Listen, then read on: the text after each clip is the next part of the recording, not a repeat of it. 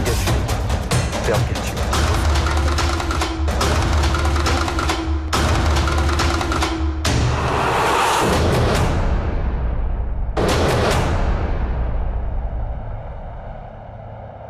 வணக்கம். மற்றொரு 7ஆம் நாள் நிகழ்ச்சியில் உங்கள் அனைவரையும் சந்திப்பதில் மகிழ்ச்சி அடைகிறோம். அந்த வகையில் இந்த வாரத்தின் 7ஆம் நாள் நிகழ்ச்சியிலும் கடந்த 7 நாட்களில் உலக அரங்கில் இடம்பெற்ற பல்வேறுபட்ட நிகழ்வுகளை, தகவல்களை, சம்பவங்களை உங்களுக்கு நாங்கள் வழங்கப் போகிறோம்.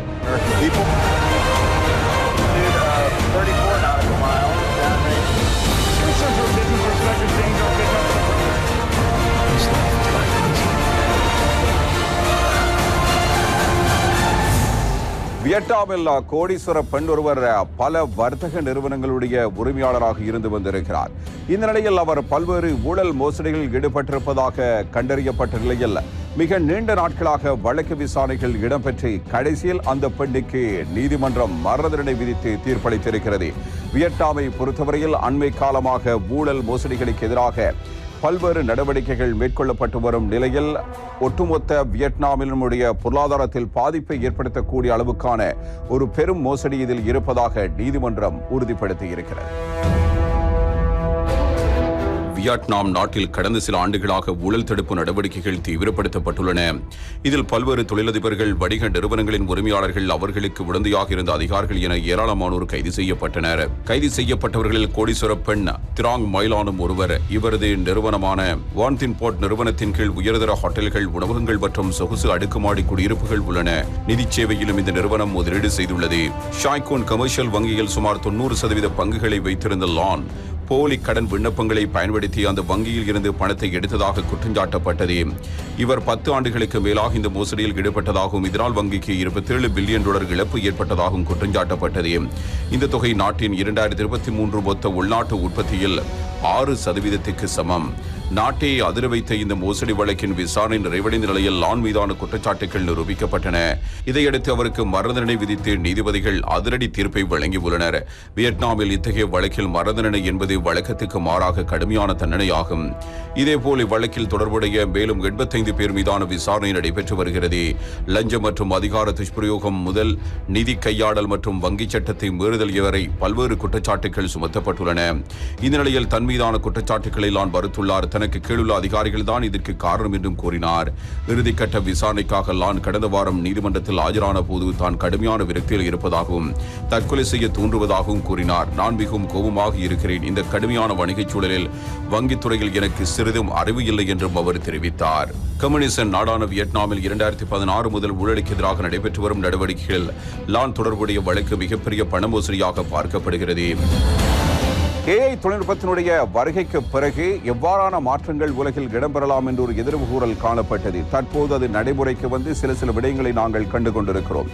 இவ்வாறான நிலையில் AI தொழில்நுட்பம் எந்தளவு தூரம் உலகின் பல்வேறு துறைகளில் தாக்கத்தை செலுத்துகிறது என்பதை படிப்படியாக வெளிவர துவங்கி இருக்கிறது. அந்த வகையில் மைக்ரோசாப்ட் நிறுவனத்தினுடைய அதிகாரி ஒருவர் கூறியிருக்கிற தகவல் முக்கியமானது. இந்தியா, தென்கொரியா, அமெரிக்கா போன்ற நாடுகளில் தேர்தல் இடம்பெற இருக்கிற காலப்பகுதியில் சீனா இந்த தொழில்நுட்பத்தை பயன்படுத்தி தங்களுக்கு சாதகமானவர்களை கொண்டு வருவதற்கான ஒரு முயற்சியினை எடுக்கலாம் என்கிற ஒரு கருத்து இவ்வாறு முன்வைக்கப்பட்டிருக்கிறது. இது இவ்வாறு இருக்க இஸ்ரேல் பாலஸ்தீன யுத்தத்திலும் AI தொழில்நுட்பம் பயன்படுத்தப்படுவதான கருத்துக்கள் வெளிவந்தாலும் இதனை இஸ்ரேல் படையினர் ஒத்துக்கொள்ளவில்லை. அவர்கள் இதற்கு முற்றிலும் மறுப்பு தெரிவித்திருக்கிறார்கள். இதே நேரத்தில் அலிபாபா நிறுவனத்தினுடைய நிறுவனர் ஜெக்மா தெரிவித்திருக்கிற முக்கியமான செய்தி வெளியாகி இருக்கிறது. ஆன்லைன் வர்த்தகத்தை இனி AI தொழில்நுட்பத்தை பயன்படுத்தி எவ்வாறு முன்னெடுக்க முடியும் என்பதற்கு சில நடவடிக்கைகள் மேற்கொள்ளப்பட்டிருப்பதாகவும் அதற்கான திட்டங்கள் வகுக்கப்பட்டிருப்பதாகவும் அவரால் கூறப்பட்டிருப்பது பல்வேறு துறைகளில் AI தொழில்நுட்பத்தினுடைய தாக்கம் எவ்வாறு இருக்கிறது என்பதை உலகத்திற்கு பறைசாற்றுகிறது. செயற்கை நுண்ணறிவு தொழில்நுட்பத்தை தவறாக பயன்படுத்தி இந்தியா, அமெரிக்கா, தென்கொரியாவில் தேர்தல்களில் சீனா பாதிப்பை ஏற்படுத்த வாய்ப்புள்ளதாக மைக்ரோசாப்ட் தொழில்நுட்ப நிறுவனம் தெரிவித்துள்ளது. இந்தியாவில் ஏப்ரல் 19 முதல் ஜூன் 1 தேதி வரை 7 கட்டங்களாக மக்களவைத் தேர்தல் நடைபெறவுள்ளது. ஏப்ரல் 10 தேதி தென்கொரியாவில் பொதுத் தேர்தலும், நவம்பர் 5 தேதி அமெரிக்க அதிபர் தேர்தலும் நடைபெறவுள்ளன. இந்த நிலையில் தனது புவி அரசியல் நலன்களை அதிகரிக்கும் நோக்கில் செயற்கை நுண்ணறிவு மூலம் உருவாக்கப்படும் உள்ளடக்கங்களை சமூக ஊடகத்தில் பரப்பி இந்தியா, அமெரிக்கா, தென்கொரியா தேர்தல்களில் சீனா பாதிப்பை ஏற்படுத்த வாய்ப்புள்ளதாக மைக்ரோசாப்ட் நிறுவனம் தெரிவித்துள்ளது. இது தொடர்பாக தனது வலைப்பதிவில் மைக்ரோசாப்ட் அச்சுறுத்தல் பாகுப்பாய்வு மைய பொது மேலாளர் கிளின் வாட்ஸ் தெரிவிக்கும் போது, நிகழாண்டு உலகில் குறிப்பாக இந்தியா, தென்கொரியா மற்றும் அமெரிக்காவில் முக்கிய தேர்தல் நடைபெறவுள்ளது. இந்த தேர்தல்களில் பாதிப்பை ஏற்படுத்தும் நோக்கிலும் தனது நலன்களுக்கு பயணிக்கும் விதமாக செயற்கை நுண்ணறிவு மூலம் உள்ளடக்கங்களை உருவாக்கி பெருக்கும் நடவடிக்கையில் சீனா ஈடுபடும் என்று மைக்ரோசாப்ட் கூறுகிறது. எனினும் அத்தகைய உள்ளடக்கங்கள் தேர்தல்களின் முடிவுகளில் பெரிய அளவில் பாதிப்பை ஏற்படுத்தாது. ஆனால் சமூக ஊடகங்களில் மீம்ஸ், காணொலிகள், ஒலிப்பதிவுகளை அதிகரிக்கும் சீனாவின் முயற்சிகள் தொடர வாய்ப்புள்ளது. இதை சீனாவும் வடகொரியாவும் இணைந்து மேற்கொள்ளும் என்று குறிப்பிட்டார்.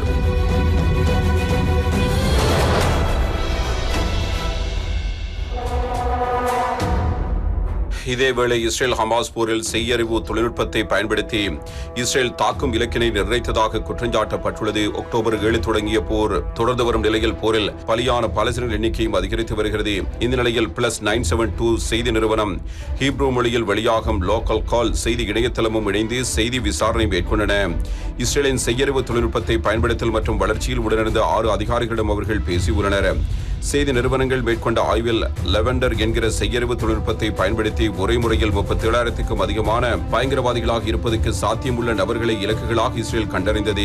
மெஷின் லேர்னிங் என சொல்லப்படுகிற தானாகவே கற்றல் முறையில் செயற்படும் இந்த தொழில்நுட்பம் எதிரிகளின் குணாதிசயங்களை கொண்டு மனிதர்களை 1 முதல் 100 மதிப்பெண்களுக்குள் மதிப்பிடும். பயங்கரவாதிகளுடனான தொடர்புள்ளவர்கள், அடிக்கடி அலைபேசி மாற்றுபவர்கள், இப்படியான அளவீடுகள் வழியாக இதனை லேண்டர் செய்யும். முன்னர் கோஸ்பெல் என்கிற AI குறித்த தகவல் வெளியானது. இவை இரண்டுக்கும் உள்ள வித்தியாசம், கோஸ்பெல் பயங்கரவாதிகள் புழங்க சாத்தியமுள்ள இடங்களை, கட்டடங்களை கண்டறியும். ஆனால் லெவண்டர் மனிதர்களை கண்டறியும். இஸ்ரேல் பாதுகாப்பு படையின் உயர்மட்ட யூனிட் 8200 பிரிவால் இந்த செய்யறிவு ஒடிமைக்கப்பட்டுள்ளது. இதுகுறித்து கார்டியன் இதழிடம் இஸ்ரேலிய அதிகாரி ஒருவர் பேசும்போது, நாங்கள் தொடர்ச்சியாக அழுத்தத்துக்கு உள்ளானோம், அதிக இலக்குகளை கொண்டு வாருங்கள் என அதிகாரிகள் கத்தினர். எங்களிடம் சொல்லப்பட்டது, நாம் ஹமாஸை திருத்து கட்ட வேண்டும், என்ன விலை கொடுத்தாலும் பரவாயில்லை, நீங்கள் செய்ய வேண்டியது தாக்குவது மட்டுமே என தெரிவித்துள்ளார். முதலில் செய்யறிவு தொழில்நுட்பத்தை சோதிக்கும் போது உடனிருந்த அதிகாரிகள் லெவண்டர் போரில் எவ்வாறு பயன்படுத்தப்பட்டது என்பதை குறித்து தெரிவித்தனர். இந்த போரில் முக்கியமான பணியை லெவண்டர் செய்துள்ளதாக அவர்கள் குறிப்பிடுகின்றனர். ஜூனியர் ஹமாஸ் கிளர்ச்சியாளர்களை பல்வேறு தரவுகளிலிருந்து லெவண்டர் தயாரித்து கொடுத்ததாகவும், போரின் ஒரு கட்டத்தில் 37,000 பாலஸ்தீனர்கள் வரை லெவண்டர் அடையாளம் காட்டியதாகவும் அவர்கள் குறிப்பிட்டுள்ளனர்.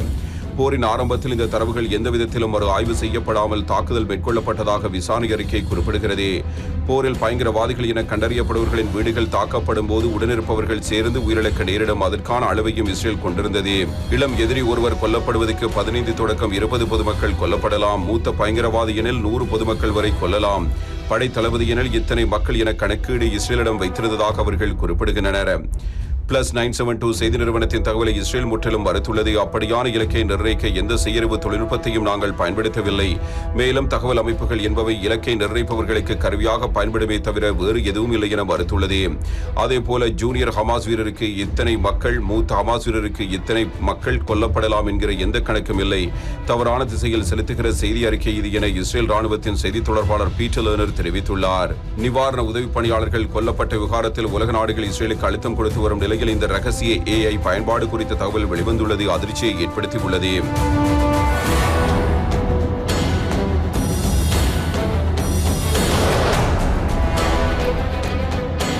மெக்சிகோ நாட்டினுடைய தூதரகத்துக்குள் அத்துமீறி எக்குடோர் அதிகாரிகள் நுழைந்து, பாதுகாப்பு படையினர் நுழைந்து மேற்கொண்ட நடவடிக்கை காரணமாக மெக்சிகோவுக்கும் ஈக்குவடோருக்கும் இடையிலான மோதல் உச்சம் பெற்றிருக்கிறது. பல்வேறு நாடுகளும் இதனை வியன்னா உடன்படிக்கை மீறும் செயல் என்று எச்சரிக்கை விடுத்திருக்கிற அதே நேரத்தில் 2 நாடுகளும் இணைந்து செயல்பட முன்வர வேண்டும் என்ற ஒரு வேண்டுகோளையும் பல உலக நாடுகளின் தலைவர்கள் கேட்டிருக்கிறார்கள்.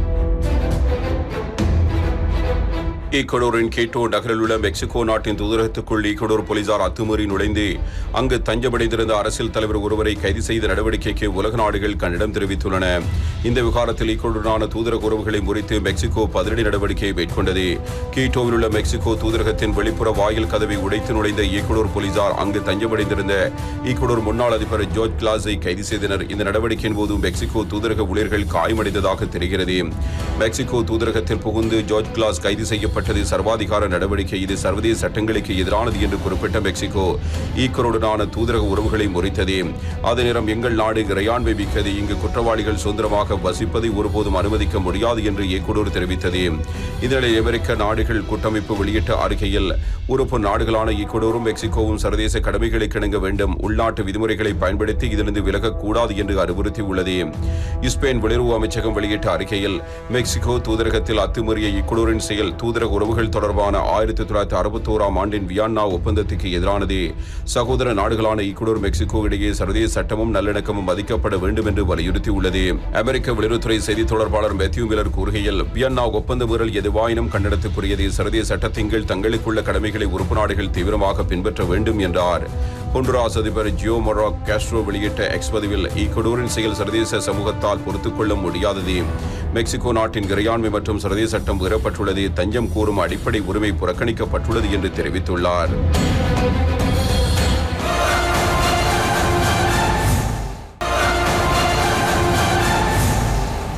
தாய்வான் எமது நாட்டுக்கு சொந்தமான தீவு பகுதி, எந்த நேரத்திலும் நாங்கள் தாய்வானை இணைத்துக் கொள்வோம் என்பதே சீனாவினுடைய கருத்து.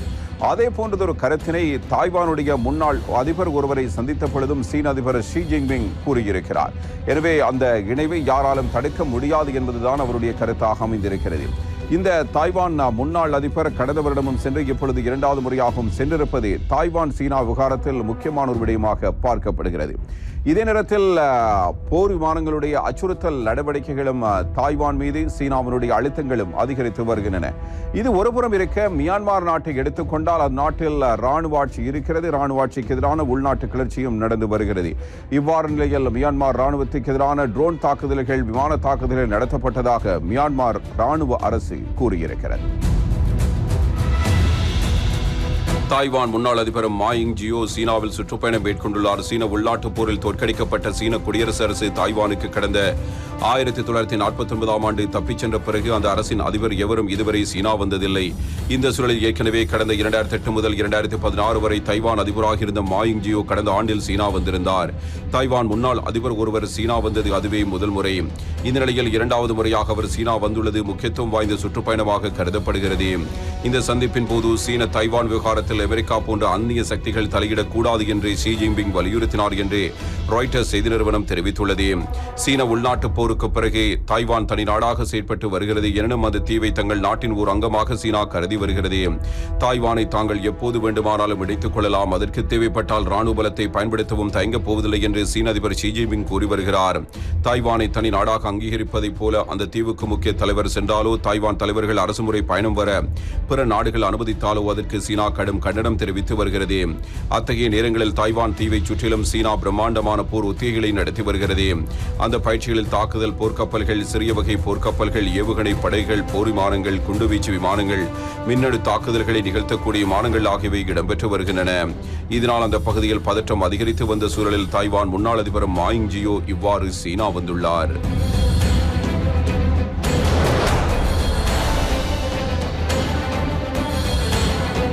மியான்மர் தலைநகர் நெபிடோவில் விமான நிலையம் மற்றும் ராணுவ நிலைகளை குறிவைத்து ட்ரோன்கள் மூலம் தாக்குதல் நடத்தியதாக அந்த நாட்டின் ஜனநாயக ஆதரவு குழுவினர் அறிவித்தனர். இதுகுறித்து தேசிய ஒற்றுமை அரசு என்ற பெயரில் செயற்பட்டு வரும் எதிர்க்கட்சிகளின் கூட்டமைப்பின் பாதுகாப்பு அமைச்சகம் வெளியிட்ட அறிக்கையில் கூறும்போது, நெபிடோவில் உள்ள மியான்மர் ராணுவ நிலைகள் மீது மக்கள் படையின் சிறப்பு பிரிவு ட்ரோன்களை வீசி தாக்குதல் நடத்தியது. இந்த தாக்குதல் ஒரே நேரத்தில் ஒருங்கிணைந்து நடத்தப்பட்டது. இதில் ராணுவ தரப்பில் உயிர் சேதம் ஏற்பட்டது என்று அந்த அறிக்கையில் கூறப்பட்டுள்ளது. எனினும் நெபிடோவில் ஏவப்பட்ட ட்ரோன்கள் அனைத்தும் இடைமறித்து அளிக்கப்பட்டு விட்டதாக ராணுவம் கூறியது. ஆனால் இருதரப்பு தகவல்களையும் நடுநிலை ஊடகங்களால் உடனடியாக உறுதி செய்ய முடியவில்லை. மியான்மரில் ஜனநாயக முறையில் தேர்ந்தெடுக்கப்பட்ட ஆங் சான் சூச்சி தலைமையிலான அரசை ராணுவம் கடந்த 2021 ஆண்டு பிப்ரவரி மாதம் 1ஆம் தேதி கலைத்தது. ஆங் சான் சூச்சி உள்ளிட்ட அரசியல் தலைவர்கள் சிறை வைக்கப்பட்டனர். அதையடுத்து ராணுவ ஆட்சிக்கு எதிராகவும் ஜனநாயக அரசை மீண்டும் அமைக்க வலியுறுத்தியும் நாடு முழுவதும் போராட்டம் வெடித்தது. அந்த போராட்டத்தை அடக்குமுறையாக கையாண்டு ராணுவம் அடக்கியது. இந்த சூழலில் மியான்மர் ராணுவத்துக்கு எதிரான ஆயுத போராட்டமும் தொடங்கியது. ஏற்கனவே மியான்மர் அரசுக்கு எதிராக எல்லைப் பகுதி மாகாணங்களில் போரிட்டு வந்த பழங்குடியின ஆயுத குழுவினரும் இந்த போராட்டத்தில் பங்கேற்றனர். இந்த நிலையில் அண்மை காலமாக பழங்குடியின கூட்டுப்படையினரான மோதலில் மியான்மர் ராணுவம் பின்னடைவை சந்தித்து வருவதாக கூறப்படுகிறது. இந்த நிலையில் தலைநகர் நெபிடோவிலேயே ஜனநாயக ஆதரவு படையினர் ட்ரோன் தாக்குதல் நடத்தியுள்ளது பரபரப்பை ஏற்படுத்தியுள்ளது. வடகொரிய அதிபர் போருக்கு ஆயத்தமாக வேண்டும் என்ற ஒரு கருத்தினை முன்வைத்திருக்கிறார். எந்த காலத்திலும் தாங்கள் போருக்கு தயாராகவே இருக்கிறோம் என்பதும், அதே நேரத்தில் போர் குறித்தான விடயங்கள் பற்றி பேசும்போது மிக முக்கியமாக ஒரு போர் நெருங்கி வருகிறதே, அந்த போருக்கான ஆயத்தப்படுத்தல்களை மேற்கொள்ளுமாறு வடகொரிய அதிபர் கிம் ஜோங் உன் வலியுறுத்தி இருக்கிறார். அதே நேரத்தில் அவருடைய சோதனை நடவடிக்கைகளும் மேற்கொள்ளப்பட்டுக் கொண்டே இருக்கின்றன. இதே நேரத்தில் தென்கொரியாவை பொறுத்தவரையில் அமைதியான ஒரு நாடு, ஆனாலும் வடகொரியாவுக்கு பிடிக்காத நாடு. இந்த நாடும் இப்பொழுது வடகொரியாவுக்கு இணைவாக ஏவுகணைகள், அதனிடத்தில் செயற்கைக்கோள் சோதனைகளை நடத்தி வருகிறது. இப்பொழுது இரண்டாவது தடவையாகவும் தென்கொரியாவும் வடகொரியாவுக்கு எதிரான உளவு செயற்கைக்கோளை விண்ணில் ஏவியிருக்கிறது. வடகொரியாவின் ராணுவ பல்கலைக்கழகத்தை அதிபர் கிம் ஜோங் உன் ஆய்வு செய்த நிலையில் வடகொரியாவை சுற்றி நிலைத்தன்மையற்ற அரசியல் சூழல் உள்ளதால் கடந்த காலத்தை காட்டிலும் இப்போது போருக்கு ஆயத்தமாக வேண்டியிருப்பதாக அவர் கூறியுள்ளார். அமெரிக்காவும் தென்கொரியாவும் ராணுவ பயிற்சிகளை அதிகளவில் மேற்கொள்வதை குற்றஞ்சாட்டியுள்ள வடகொரியா இதன் காரணமாக கொரிய தீபகற்பத்தில் போர் பதற்றம் அதிகரித்திருப்பதாகவும் தெரிவித்துள்ளது. போருக்கு தயாராகும் முன்னேற்பாடாக வடகொரியா ஏவுகணைகள் பரிசோதனையை அதிகளவில் நடத்தி வருவதும் குறிப்பிடத்தக்கது.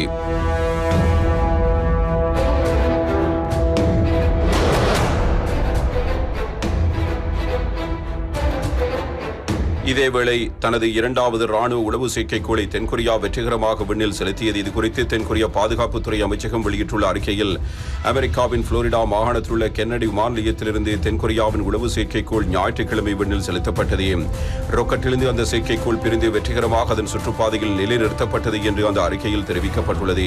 கொரிய போரின் முடிவுக்கு பிறகும் பகை நாடுகளாக இருந்து வரும் வடகொரியாவும் தென்கொரியாவும் கடந்த ஆண்டு பிற்பகுதியில் தலா ஒரு உளவு செயற்கைக்கோளை விண்ணில் செலுத்தின. இந்த நிலையில் நடப்பாண்டில் ஏராளமான உளவு செயற்கைக்கோள்களை விண்வெளியில் நிறுத்த திட்டமிட்டுள்ளதாக வடகொரியா சனிக்கிழமை அறிவித்தது. அதற்கு மறுநாளே தென்கொரியா தனது இரண்டாவது உளவு செயற்கைக்கோளை விண்ணில் செலுத்தி பரபரப்பை ஏற்படுத்தியுள்ளது.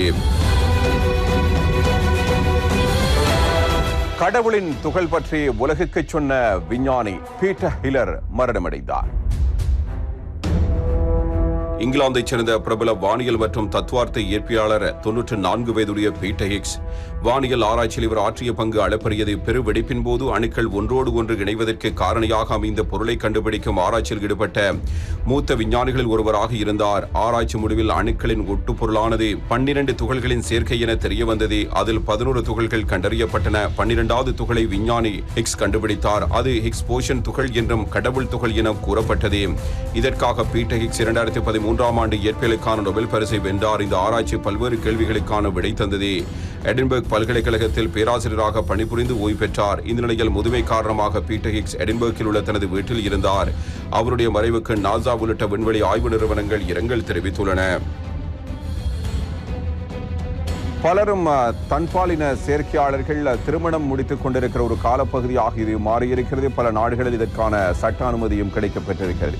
இவ்வாறு நிலையில் தன்பாலினத்தவர்கள் மாற்று அறுவை சிகிச்சை செய்து கொள்கிற செயற்பாடுகளும் மேற்கொள்ளப்பட்டு வருகிற நிலையில் வட்டிக்கான் ஒரு அறிவித்தலை விடுத்திருக்கிறது. இது மனித கண்ணியத்துக்கு அபகீர்த்தி, அச்சுறுத்தலை ஏற்படுத்துகிற விடயம் என்பதாக வத்திக்கான் இதை பற்றி கருத்து தெரிவித்திருக்கிறது. பாலின மாற்று அறுவை சிகிச்சை மற்றும் வாடகை தாய் மூலம் குழந்தை பெற்றுக்கொள்ளும் நடைமுறை ஆகியவை மனித கண்ணியத்துக்கு மிகப்பெரிய அச்சுறுத்தல் என வட்டிக்கான் அறிவித்துள்ளது. மேலும் கருக்கலைப்பு மற்றும் கருணை கொலை என அனைத்தும் மனித வாழ்க்கைக்கான கடவுளின் கொள்கையை மீறும் செயல் என்றும் தெரிவித்துள்ளது. கடந்த 5 மாதங்களாக பல்வேறு திருத்தங்களை மேற்கொண்டு போப் பிரான்சிஸ் ஒப்புதலுடன் கண்ணியம் தொடர்பாக 20 பக்கம் கொண்ட இந்த அறிவிப்பை வட்டிக்கானின் கோட்பாடு அலுவலகம் வெளியிட்டுள்ளது. பாலின கோட்பாடு அல்லது ஒரு பாலினத்தைச் சேர்ந்தவர் இன்னொரு பாலினத்தைச் சேர்ந்தவராக மாற முடியும் என்ற கருத்தை வட்டிக்கான் தொடர்ந்து நிராகரித்து வருகிறது. ஆணையும் பெண்ணையும் கடவுள் உயிரியல் ரீதியாக வேறுபட்ட தனித்தனியான உயிரினங்களாக படைத்தார். அதை மாற்ற முயற்சிக்க கூடாது அல்லது தன்னை கடவுளாக்க முயற்சிக்க கூடாது. ஒரு நபரின் பாலினத்தை மாற்ற முயற்சிப்பது கருத்தரித்த தருணத்திலிருந்து அவர் பெற்ற தனித்துவமான கண்ணியத்துக்கு அச்சுறுத்தலாக உள்ளது என வட்டிக்கான் வெளியிட்ட அறிக்கையில் தெரிவிக்கப்பட்டுள்ளது. அயர்லாந்து நாட்டுக்கு ஒரு இளைய பிரதமர் கிடைத்திருக்கிறார். தென்னாப்பிரிக்காவின் முன்னாள் அதிபர் ஜேக்கப் ஜூமாவுக்கு இருந்த நீதிமன்ற தடை அல்லது வழக்கில் இருந்த சிக்கல் சற்று நீங்கியிருப்பதால் அவர் எதிர்காலத்தில் எந்த ஒரு தேர்தலும் போட்டியிடலாம் என்று தென்னாப்பிரிக்க வட்டாரங்கள் தெரிவித்திருக்கின்றன. இதனிடத்தில் அதிபர் ஜோ பைடனும் சரி, முன்னாள் அதிபர் ட்ரம்பும் சரி, தேர்தலுக்கான நிதி திரட்டுவதில் போட்டி போட்டுக் கொண்டு மும்முரமாக செயற்பட்டு வருகிறார்கள். அயர்லாந்தின் மிக இளைய பிரதமராக 37 வயதான சைமன் ஹாரிஸ் செவ்வாய்க்கிழமை பொறுப்பேற்றுக் கொண்டார். இது தொடர்பாக நாடாளுமன்றத்தில் நடைபெற்ற வாக்கெடுப்பில் ஹாரிஸுக்கு ஆதரவாக 88 வாக்குகளும் எதிராக 69 வாக்குகளும் பதிவாகின. இதுவரை பிரதமராக இருந்து வந்த இந்திய வம்சாவளியைச் சேர்ந்த லியோ வராத்தகர் கடந்த மாதம் திடீரென தனது பதவியை ராஜினாமா செய்ததை தொடர்ந்து சைமன் ஹாரிஸ் புதிய பிரதமராக தேர்ந்தெடுக்கப்பட்டுள்ளார். நாடாளுமன்ற வாக்கெடுப்பில் வெற்றி பெற்றதை அடுத்து தலைநகர் டுப்ளினில் உள்ள அதிபர் மாளிகையில் சைமன் ஹாரிஸ் நாட்டின் பிரதமராக நியமிக்கப்பட்டார்.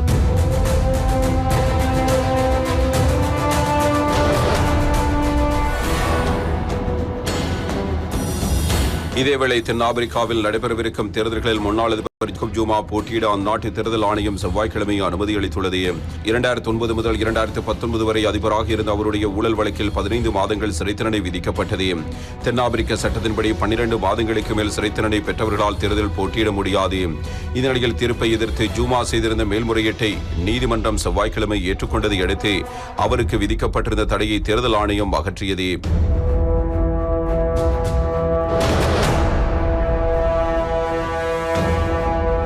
அமெரிக்க அதிபர் தேர்தலையொட்டி ஜனநாயக கட்சி வேட்பாளரான அந்நாட்டின் தற்போது அதிபர் ஜோ பைடன் தரப்பில் குடியரசுக் கட்சி வேட்பாளரான அந்நாட்டின் முன்னாள் அதிபர் டொனால்டு ட்ரம்ப் தரப்பை விட அதிக அளவு தேர்தல் நிதி திரட்டப்பட்டுள்ளது. கடந்த மார்ச் மாதம் மட்டும் பைடன் தரப்பில் $90 மில்லியன் அதிகமான நிதி திரட்டப்பட்டதாக ஜனநாயக கட்சி சார்பில் தெரிவிக்கப்பட்டுள்ளது.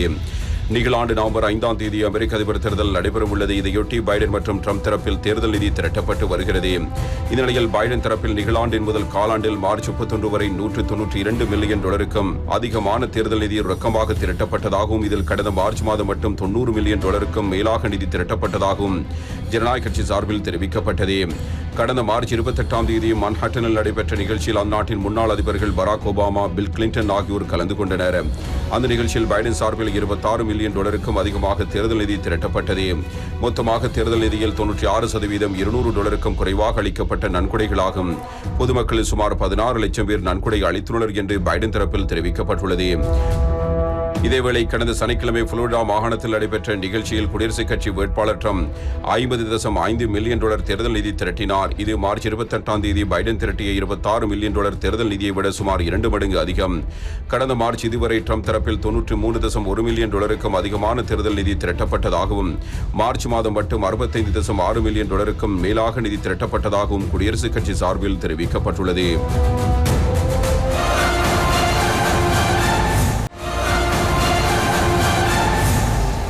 சிரியாவில் அண்மையில் இஸ்ரேல் மேற்கொண்ட தாக்குதல் காரணமாக ஈரானுக்கும் இஸ்ரேலுக்குமான மோதல் போக்கு நாளுக்கு நாள் தீவிரமாகிக் கொண்டிருக்கிறது. இதனிடத்தில் ஈரான் எந்த நேரத்திலும் நாங்கள் இஸ்ரேலை தாக்குவோம் என்ற ஒரு எச்சரிக்கையை விடுக்க நாங்களும் விடமாட்டோம், உங்களை நேரடியாக தாக்குவோம் என்று இஸ்ரேலும் கூறியிருப்பது பரபரப்பை ஏற்படுத்தியிருக்கிறது.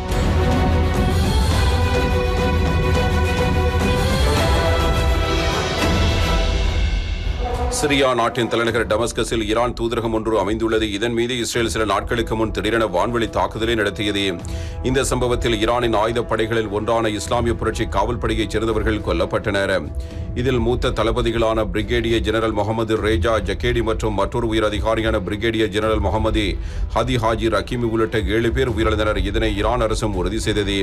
இதனால் அந்த பகுதியில் பதற்றம் ஏற்பட்டுள்ளது. இதனைத் தொடர்ந்து இதற்கு பதிலடி கொடுக்கப்படும் என்றும் ஈரானும் உறுதி பூண்டுள்ளது.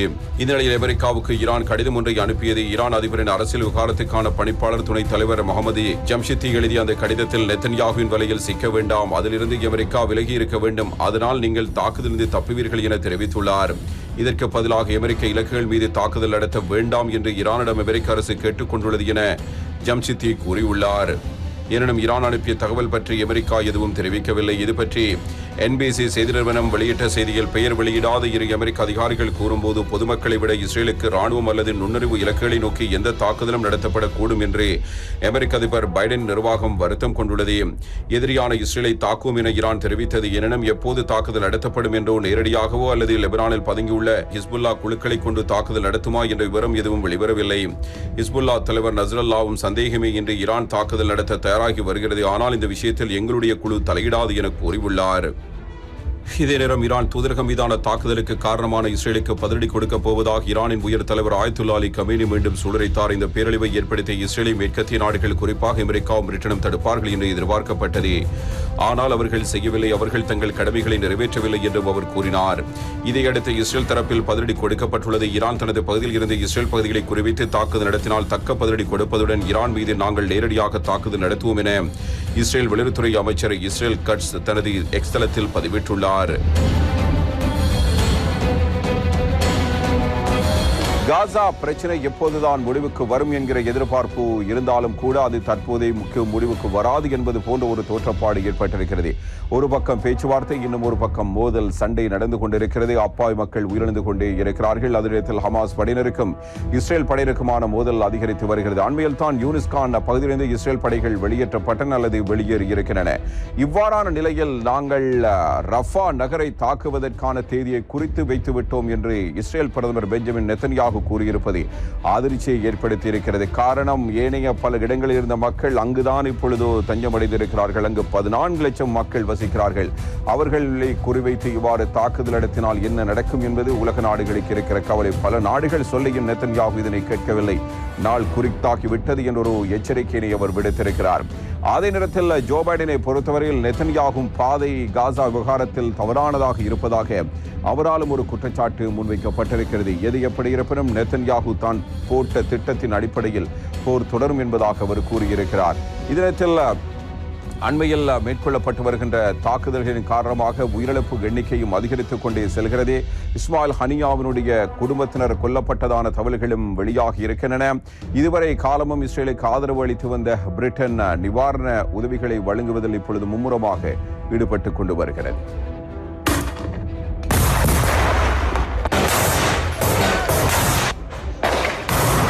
காசாவில் கடந்த அக்டோபர் 7 முதல் இஸ்ரேல் நடத்தி வரும் தாக்குதலில் உயிரிழந்தவர்களின் எண்ணிக்கை 33,482 அதிகரித்துள்ளது. இதுகுறித்து அந்த பகுதி சுகாதாரத்துறை அமைச்சகம் புதன்கிழமை வெளியிட்ட அறிக்கையில் காசாவில் இஸ்ரேல் படையினர் 186 நாட்களாக நடத்தி வரும் தாக்குதலில் உயிரிழந்தவர்களின் எண்ணிக்கை 33,482 அதிகரித்துள்ளது. இஸ்ரேல் குண்டுவீச்சில் இதுவரை 76,049 பேர் காயமடைந்துள்ளனர் என்று அந்த அறிக்கையில் தெரிவிக்கப்பட்டுள்ளது.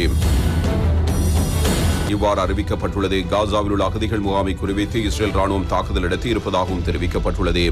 எகிப்தில் நடைபெற்று வரும் போர் நிறுத்த பேச்சுவார்த்தைக்கு முட்டுக்கட்டை போடவே இந்த தாக்குதல் நிகழ்த்தப்பட்டிருப்பதாக காசா வட்டாரங்கள் தெரிவிக்கின்றன. இது கொண்டிருக்கிறாரோ அது தவறானது. அவரது அணுகுமுறையில் எனக்கு உடன்பாடில்லை என தெரிவித்துள்ளார். இஸ்ரேல் மற்றும் ஹமாஸ் தரப்பினர் இடையே போர் நிறுத்தம் மற்றும் பரஸ்பர கைதிகள் விடுதலை குறித்த பேச்சுவார்த்தை தொடர்ந்து வருகிறது. ஆனால் இன்னும் உடன்படிக்கை எட்டப்படவில்லை.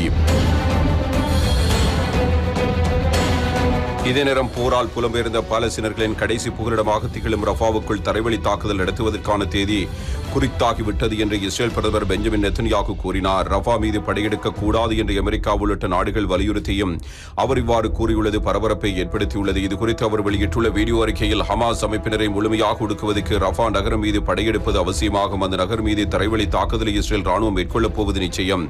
அதற்கான தேதி கூட குறிக்கப்பட்டு விட்டது என்றார் அவர். எனினும் எந்த தேதியில் ரஃபா மீது இஸ்ரேல் ராணுவம் படையெடுக்கும் என்ற விவரத்தை அந்த வீடியோவில் நெத்தன்யாகு குறிப்பிடவில்லை.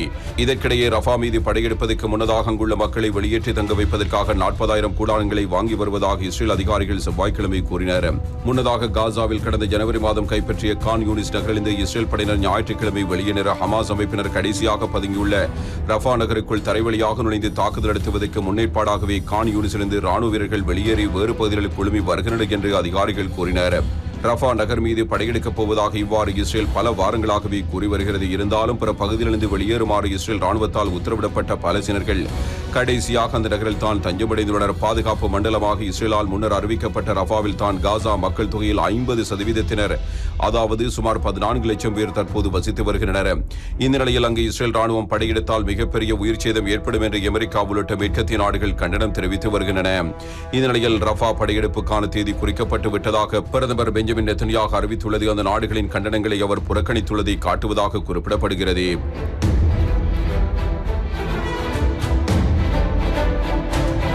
இதனிடையே காசாவுக்கு ஆதரவாக தங்கள் நாட்டு கடற்படை கப்பலை அங்கு அனுப்பி வைத்துள்ளது பிரிட்டன். காசாவில் உள்ள குழந்தைகள் பசியால் மிக கடுமையாக பாதிக்கப்பட்டுள்ள நிலையில் பச்சிளம் குழந்தைகளுக்கு தேவையான அத்தியாவசிய உணவு கூட கிடைக்காமல் தாய்மார்கள் மிகுந்த சிரமத்தில் உள்ளதாக கள நிலவரங்கள் தெரிவிக்கின்றன. வெளிநாடுகளிலிருந்து வரும் நிவாரணப் பொருட்களை நம்பியே அவர்கள் வாழ்கின்றனர். இந்த நிலையில் கடல் வழியாக காசாவுக்கு நிவாரணப் பொருட்களை கொண்டு செல்ல ஏதுவாக சிப்ரஸிலிருந்து காசா வரை சர்வதேச கடல் வழித்தடத்தை ஏற்படுத்த பிரிட்டன் கடற்படை உதவிகளை செய்யும் என அந்நாட்டின் வெளியுறவுத்துறை அமைச்சகம் தெரிவித்துள்ளது. மேலும் காசாவில் தவிக்கும் மக்களுக்கான நிவாரணப் பொருட்கள் விரைவில் சென்றடைய இவ்வழித்தடம் பேருதவியாக அமையப் போகிறது. இதற்காக பிரிட்டன் அரசு 9.7 மில்லியன் யூரோ தொகையை ஒதுக்கியுள்ளது குறிப்பிடத்தக்கது. அது மட்டுமன்றி பிரிட்டன் விமானப்படை மூலம் 40 டன்னுக்கும் அதிகமாக குழந்தைகளுக்கான உணவுப் பொருட்கள் உட்பட தண்ணீர், மாவுப் பொருட்கள் அடங்கிய பல்வேறு உணவுப் பொருட்கள் காசாவுக்கு கொண்டு சேர்க்கப்பட்டுள்ளதாகவும் தெரிவிக்கப்பட்டுள்ளது. தரை வழியாக கடந்த மார்ச் 13ஆம் தேதி வரையிலான நிலவரப்படி பிரிட்டனிலிருந்து ஜோர்தான் வழியாக 2000 டன்னுக்கும் அதிகமான உணவுப் பொருட்கள் காசா மக்களை சென்று சேர்ந்துள்ளதாகவும் தெரிவிக்கப்பட்டுள்ளது.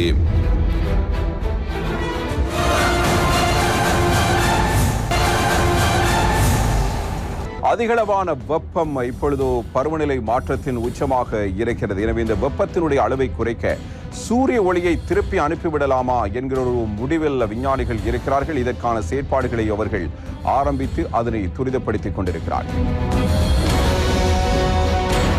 உலக வெப்பமயமாதல் பெரும் தலைவலியாக இந்த பூமிக்கு உள்ளது. பருவநிலை மாறுபாடு, இயற்கை சீற்றங்கள் அதிகரிப்பு ஆகியவற்றுக்கு வெப்பமயமாதலே காரணமாக உள்ளது. கரியமில வாயு வெளியேற்றத்தை கட்டுப்படுத்தும் புவி வெப்பமயமாதலை குறைக்க பல்வேறு முயற்சிகள் எடுக்க உலக நாடுகள் திட்டமிட்டுள்ளன. இதற்காக பாரிஸ் பருவநிலை உச்சி மாநாட்டில் திட்டம் வகுக்கப்பட்டது. எனினும் இந்த திட்டத்தை முழுமையாக பின்பற்ற முடியாமல் உலக நாடுகள் தடுமாறி வருகின்றன. இது ஒரு பக்கம் இருக்க, சமீப ஆண்டுகளில் புவி வெப்பம் அதிகரித்து வருகிறது. கடந்த 2023ஆம் ஆண்டுதான் பூமி அதன் வெப்பமான ஆண்டை பதிவு செய்தது. வரும் காலங்களில் பூமியில் பதிவாகும் வெப்பம் மேலும் மேலும் அதிகரிக்கும் என்று ஆய்வாளர்கள் அஞ்சுகிறார்கள். இதனால் பூமியின் வெப்பத்தை குறைக்க ஆய்வாளர்கள் பல்வேறு ஆய்வுகளில் இறங்கியுள்ளனர். பூமியை தற்காலிகமாக குளிர்விக்க புதிய வழி ஒன்றை அமெரிக்க ஆய்வாளர்கள் முன்மொழிந்துள்ளனர். அதாவது சூரியனில் இருந்து வரும் சில கதிர்களை மீண்டும் விண்வெளிக்கு திருப்பி அனுப்புவதே இந்த திட்டமாகும். இதற்காக அவர்கள் கிளவுட் பிரைட்டனிங் என்ற முறையை பயன்படுத்துகிறார்களாம். இது மேகங்களை பிரகாசமாக்கும் ஒரு முக்கிய தொழில்நுட்பமாகும். இந்த மேகங்கள் சூரிய ஒளியின் ஒரு சிறிய பகுதியை மீண்டும் விண்வெளிக்கு திருப்பி அனுப்பிவிடுமாம். இதன் காரணமாக பூமியின் ஒரு பகுதி வெப்பம் கணிசமாக குறையும். இந்த தொழில்நுட்பம் முழுமையாக வெற்றியடைந்தால் அது மிகப்பெரிய திருப்புமுறையாக இருக்கும் என்பதில் சந்தேகமில்லை. கடந்த ஏப்ரல் 2ஆம் தேதி இதுகுறித்து ஆய்வு நடத்தப்பட்டது. அதில் வாஷிங்டன் பல்கலைக்கழக ஆய்வாளர்கள் சான் பிரான்சிஸ்கோவில் விமானத்தில் இருந்து அதிக வேகத்தில் உப்பு துகள்களை வானத்தில் தூவி இருக்கிறார்கள். அதாவது உள்ளே வரும் சூரிய ஒளியை பிரதிபலிக்கும் கண்ணாடியாக மேகங்கள் பயன்படுத்துவதே இதன் நோக்கம். 1990இல் பிரிட்டிஷ் இயற்பியலாளர் ஜான் லத்தம் என்பவர் முன்மொழிந்த திட்டத்தை இப்போது இவர்கள் செயற்படுத்துகிறார்கள். இது குறித்து ஆய்வு மிக தீவிரமாக நடந்து வருகிறது. இது வெற்றியடைந்தால் பூமியின் வெப்பத்தை இது கணிசமாக குறைக்கும். இருப்பினும் இது நிச்சயமாக தற்காலிகமான தீர்வாகவே இருக்கும் என்று ஆய்வாளர்கள் மிக தெளிவாக கூறியுள்ளனர். பருவநிலை மாற்றம் தான் உலகின் பல்வேறு நாடுகளில் இடம்பெறுகின்ற இயற்கை அனர்த்தங்களுக்கு பிரதான காரணம். இவ்வாறான நிலையில் இது மக்களுடைய உரிமை என்று ஐரோப்பிய யூனியன் நீதிமன்றம் கூறியிருக்கிறது. பருவநிலை மாற்றத்தால் ஏற்படக்கூடிய பாதிப்பிலிருந்து பொதுமக்களை பாதுகாப்பது அரசுகளின் கடமை என்ற வரலாற்று சிறப்புமிக்க தீர்ப்பை ஐரோப்பிய மனித உரிமைகள் நாடாளுமன்றம் செவ்வாய்க்கிழமை வழங்கியது. ஏறத்தாழ ஐரோப்பிய கண்டம் முழுவதிலும் இந்த தீர்ப்பு தாக்கத்தை ஏற்படுத்தும் என்று கருதப்படுகிறது. காற்றில் கலக்கும் கரியமில வாயுவின் அளவை கட்டுப்படுத்துவதன் மூலம் புவி வெப்பமயமாதலையும் அதன் விளைவாக ஏற்படும் பருவநிலை மாற்றத்தையும் உறுப்பு நாடுகளின் அரசுகள் கட்டுப்படுத்துவதை கட்டாயமாக வலியுறுத்தி ஐரோப்பிய மனித உரிமைகள் நீதிமன்றத்தில் பல்வேறு தரப்பினர் மனு தாக்கல் செய்திருந்தனர். பருவநிலை மாற்றத்தை மனித உரிமை மீறலோடு தொடர்படுத்தி தாக்கல் செய்யப்பட்ட இந்த மனுக்களை நீதிமன்றம் ஆய்வு செய்து வந்தது. இந்த நிலையில் சுவிட்சர்லாந்தைச் சேர்ந்த பருவநிலை பாதுகாப்புக்கான மூத்த மகளிர் அமைப்பு தாக்கல் செய்த மனுவை ஏற்றுக்கொண்ட நீதிமன்றம் அதில் கூறியுள்ளபடி பருவநிலை மாற்றத்தால் ஏற்படக்கூடிய விளைவுகளில் இருந்து பொதுமக்களை பாதுகாப்பதற்கான நடவடிக்கைகளை உறுப்பு நாடுகள் மேற்கொள்ள வேண்டியது கட்டாயம் என்றும் தீர்ப்பளித்துள்ளது. இருந்தாலும் இதே விவகாரத்தில் போர்ச்சுகீச இளைஞர்கள் தாக்கல் செய்திருந்த மனுவையும் பிரான்ஸ் நாட்டைச் சேர்ந்த முன்னாள் மேயர் ஒருவர் தாக்கல் செய்திருந்த மனுவையும் நீதிமன்றம் நிராகரித்தது. இருந்தாலும் சுவிட்சர்லாந்து பெண்கள் தரப்பில் தாக்கல் செய்யப்பட்ட மனு மீது வழங்கப்பட்டுள்ள தீர்ப்பு ஐரோப்பிய மனித உரிமைகள் அமைப்பில் அங்க வகிக்கும் 46 உறுப்பு நாடுகள் பருவநிலை மாற்றம் தொடர்பாக இனி எடுக்கவிருக்கும் முடிவுகளில் பெரிய தாக்கத்தை ஏற்படுத்தும். இந்த தீர்ப்பை அடிப்படையாக கொண்டு அரசுகளுக்கு எதிராக வழக்குகள் தொடர முடியும் எனவும் இதனால் கரியமில வாயு வெளியேற்றத்தை கட்டுப்படுத்துவதில் அரசுகள் கூடுதல் அக்கறையுடன் செயற்பட வேண்டியிருக்கும் என்றும் கூறப்படுகிறது. இனி உலகரங்கில் இடம்பெற்ற மேலும் சில முக்கியமான நிகழ்வுகள்.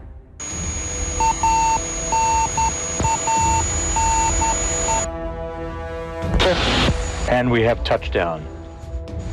Touchdown at 2:17 a.m. Central Time, 3:17 a.m. Eastern Time. விண்வெளி ஆராய்ச்சியில் உலக நாடுகள் பலவும் போட்டி போடுகின்றன. அதன்படி அமெரிக்கா, ரஷ்யா, சீனா உள்ளிட்ட பல்வேறு நாடுகளின் விண்வெளி வீரர்கள் சர்வதேச விண்வெளி நிலையத்தில் பல நாட்கள் தங்கி ஆராய்ச்சி செய்து வருகின்றனர். இதற்காக ரஷ்ய விண்வெளி வீரர் ஒலெக் நோவிட்ஸ்கி, அமெரிக்காவின் லோரல்லோ ஹாரா மற்றும் பெலாரஸ் நாட்டின் மெரினா வாசிலோவ்ஸ்காய் ஆகியோர் சர்வதேச விண்வெளி நிலையத்துக்கு அனுப்பப்பட்டனர். அவர்கள் அங்கு தங்கி பல்வேறு ஆராய்ச்சிகளை செய்து வந்தனர். இந்நிலையில் அவர்கள் 3 பேரும் சோயிஸ் விண்கலம் மூலம் கசகஸ்தானில் பத்திரமாக தரையிறங்கினர். அவர்கள் அனைவரும் தற்போது நலமுடன் இருப்பதாக நாசா அதிகாரிகள் தெரிவித்தனர். ஒவ்வொரு நாடுகளும் இயற்கை அனர்த்தங்களை எதிர்கொண்டு வருகிற ஒரு காலப்பகுதியாக இந்த காலப்பகுதியை பார்க்கலாம். தாய்வானில் அண்மையில் ஏற்பட்ட நிலநடுக்கம் ஏற்படுத்திய பாதிப்பு பலரும் அறிந்த விடயம். அதிலும் இன்னும் 600 பேரை தேடிக்கொண்டிருப்பதான தகவல்களும் வெளியாகி இருக்கின்றன. அதே போன்றதொரு நிலநடுக்க உணர்வு நியூயார்க்கிலும் அமெரிக்காவின் ஏனைய மாநிலங்களிலும் ஏற்பட்டிருக்கிறது. இது பெரும் தாக்கத்தை ஏற்படுத்தியிருக்கிற சந்தர்ப்பத்திலும் கூட இதிலிருந்து எவ்வாறு வெளியே வருவது என்பது அங்கிருக்கிற மக்களுக்கு ஏற்பட்டிருக்கிற பிரச்சனை. ஆனாலும் உயிர் சேதம் எதுவும் இல்லாமல் இந்த நிலநடுக்க உணர்விலிருந்து மக்கள் கொஞ்சம் கொஞ்சமாக வெளியேறிக் கொண்டிருக்கிறார்கள். ஆஸ்திரேலியாவிலும் கனமழை பெய்து கொண்டிருக்கிறது. எந்த ஆற்றில் நீர்ப்பெருக்கெடுத்து ஓடப்போகிறது என்பது தெரியாமல் மக்கள் தத்தளித்துக் கொண்டிருக்கிறார்கள். இது இவ்வாறு இருக்க சீனாவில் வீசிய புயல் காற்று உறங்கிக் கொண்டிருந்தவர்களை அள்ளி வீசிக்கொண்டு சென்றிருக்கிறது. யூரல் மலைப்பகுதியில் ஏற்பட்ட வெள்ளம் ரஷ்யாவையும் கசகஸ்தானையும் ஒட்டுமொத்தமாக மூழ்கடிக்க செய்யும் அளவுக்கான வெள்ளப்பெருக்காக மாறி லட்சக்கணக்கான மக்களை அவதிக்குள்ளாகி இருக்கிறது. வடகிழக்கு ஆப்பிரிக்க நாடான ஜிபுட்டி அருகே கடலில் அகதிகள் படகு கவிழ்ந்து விபத்துக்குள்ளானதில் 38 பேர் உயிரிழந்ததாக ஐநா அகதிகள் நல அமைப்பு செவ்வாய்க்கிழமை தெரிவித்தது. எத்தியோப்பியா, சோமாலியா போன்ற பொருளாதாரத்தில் பின்தங்கிய ஆப்பிரிக்க நாடுகளிலிருந்து வளைகுடா நாடுகளில் வேலைவாய்ப்பு பெறுவதற்காக அகதிகள் ஏமனை நோக்கி சென்று கொண்டிருந்த போது அந்த படகு விபத்துக்குள்ளானதாக தகவல்கள் தெரிவிக்கின்றன. விபத்து பகுதியிலிருந்து 22 பேர் பாதுகாப்பாக மீட்கப்பட்டனர். மேலும் இந்த விபத்தில் மாயமான 6 அகதிகளை மீட்புக் குழுவினர் தேடி வருகின்றனர்.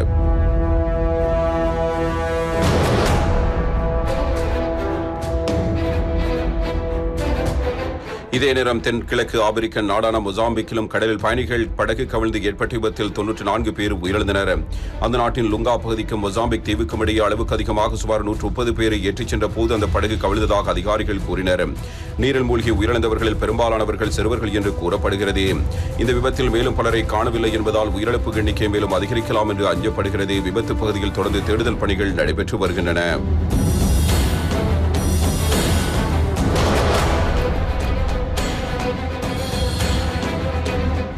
தாய்வானில் அண்மையில் ஏற்பட்ட 7.4 ரிக்டர் அளவு கொண்ட நிலநடுக்கத்தால் இடிந்து விழுந்த கட்டட இடிபாடுகளில் இன்னும் சுமார் 600 பேர் சிக்கியுள்ளதாக அதிகாரிகள் தெரிவித்தனர். அவர்களில் ட்ராக்கோ பார்க் பகுதியில் உள்ள ஒரு ஹோட்டலின் இடிபாடுகளுக்குள் மட்டும் சுமார் 450 பேர் இருப்பதாக அஞ்சப்படுகிறது. இதற்கிடையே இந்த நிலநடுக்கத்தின் காரணமாக உயிரிழந்தவர்களின் எண்ணிக்கை கடந்த சனிக்கிழமை 13ஆக அதிகரித்தது. தாய்வானின் தெற்கு கடலோர நகரான ஹூவாலியனுக்கு சுமார் 18 கிலோமீட்டர் தொலைவில் கடந்த புதன்கிழமை நிலநடுக்கம் ஏற்பட்டது. ரிக்டர் அளவுகளில் 7.4 அலகுகளாக பதிவான அது கடந்த 25 ஆண்டுகளில் தாய்வான் சந்தித்திராத மிக சக்தி வாய்ந்த நிலநடுக்கமாகும்.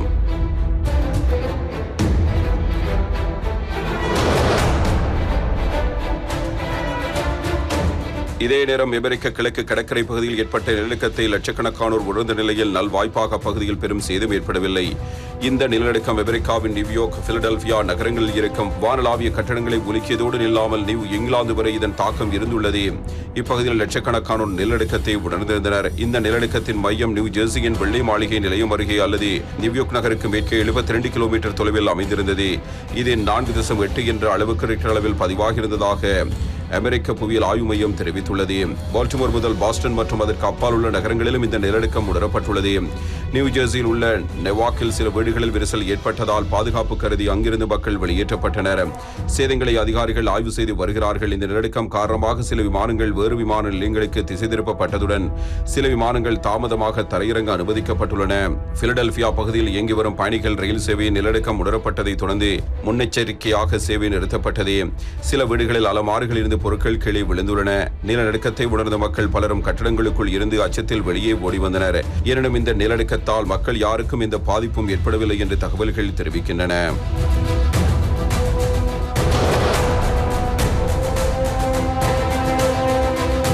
ரஷ்யா மற்றும் அண்டை நாடான கசகஸ்தானில் கடுமையான வெள்ளப்பெருக்கு ஏற்பட்டுள்ளது. ரஷ்யாவின் தெற்கு யூரல் மலைப்பகுதி மேற்கு சைபீரியா மற்றும் வடக்கு கசகஸ்தானில் உள்ள மலைப்பகுதிகளில் பனிப்பொழிவு மற்றும் பனிக்கட்டிகள் வேகமாக உருகுவதால் முன்னெப்போதும் இல்லாத அளவுக்கு வெள்ளம் கரைபுரண்டு ஓடுகிறது. ஆறுகளில் நீர்மட்டம் அபாய அளவை தாண்டி ஓடுகிறது. இதன் காரணமாக கரையோரங்களில் உள்ள முக்கிய நகரங்கள் மற்றும் கிராமங்களை தண்ணீர் சூழ்ந்துள்ளது. பல்வேறு பகுதிகளுக்கு அபாய எச்சரிக்கை விடுக்கப்பட்டுள்ளது. ரஷ்யாவும் கசகஸ்தானும் கடந்த 5 நாட்களுக்கு மேலாக ஆறுகளில் ஏற்பட்ட வெள்ளப்பெருக்கை சமாளிக்க கடுமையாக போராடி வருகின்றன. இரு நாடுகளும் அவசர கால நிலையை அறிவித்து மீட்பு நடவடிக்கையை தீவிரப்படுத்தியுள்ளன. இரு நாடுகளிலும் சேர்த்து 1 லட்சத்துக்கும் மேற்பட்ட மக்கள் பாதுகாப்பான இடங்களுக்கு வெளியேற்றப்பட்டுள்ளனர். நிலைமை மிகவும் மோசமாக உள்ளது. ஆறுகளில் தண்ணீர் தொடர்ந்தும் அதிகரித்து வருகிறது. இன்னும் அதிகரிக்கும். புதிய பகுதிகளுக்கு தண்ணீர் வர தொடங்கி இருக்கிறது. தற்போதைய சூழ்நிலையில் அதிபர் புட்டின் வெள்ளம் சூழ்ந்த பகுதிகளுக்கு சென்று ஆய்வு செய்யும் திட்டம் எதுவும் இல்லை. பாதிப்பு மற்றும் மீட்பு பணிகள் தொடர்பாக தொடர்ந்து அதிபருக்கு தெரிவிக்கப்படுகிறது என ரஷ்ய அதிபர் மாளிகையின் செய்தி தொடர்பாளர் டிமிட்ரி பெஸ்கோ கூறினார். யூரல் ஆற்றில் ஏற்பட்ட வெள்ளப்பெருக்கினால் ஆஸ்க் நகருக்குள் தண்ணீர் புகுந்து நகரமே தத்தளிக்கிறது. ஓரன்பர்க் நகருக்குள்ளும் வெள்ளம் புகுந்துள்ளது. 5,50,000 மக்கள் வசிக்கும் ஓஸ் நகரத்தில் மட்டும் 24 மணி நேரத்தில் நீர்மட்டம் 81 சென்டிமீட்டர் என்ற அளவுக்கு உயர்ந்துள்ளதாக அதிகாரிகள் தெரிவித்தனர். 1947க்கு பிறகு இதுபோன்ற வெள்ளத்தை கண்டதில்லை என்று உள்ளூர் அதிகாரிகள் தெரிவித்தனர். ஓரன்பர்க்கில் உள்ள யூரல் ஆற்றின் ஆழம் 996 சென்டிமீட்டர். ஆனாலும் அண்மைய நிலவரப்படி 930 சென்டிமீட்டர் அளவுக்கு வெள்ளம் கரைபுரண்டு ஓடியது. வெள்ளப்பெருக்கு ஏற்படக்கூடிய பகுதியில் உள்ள மக்கள் உடனடியாக வெளியேறும்படி நகர நிர்வாகம் அறிவுறுத்தியுள்ளது.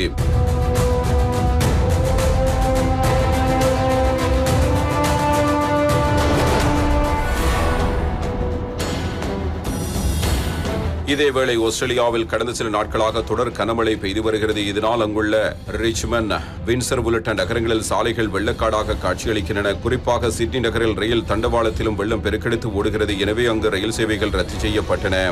மேலும் சிட்னி நகரின் முக்கிய நீராதாரமாக உள்ள வாரகம்பா அணையில் கடும் வெள்ளப்பெருக்கு ஏற்பட்டுள்ளது. எனவே எந்த நேரத்திலும் அணை உடையும் அபாயம் இருப்பதாக அரசாங்கம் எச்சரிக்கை விடுத்துள்ளது.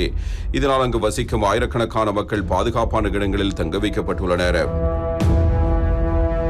இத்துடன் இந்த வாரத்தின் 7ஆம் நாள் நிகழ்ச்சியை நிறைவுக்கு வருகிறது. தயாரிப்பில் உதவிய MS அஃபானுக்கு நன்றி கூறி இந்த நிகழ்ச்சியிலிருந்து விடைபெற்றுக் கொள்கின்றேன்.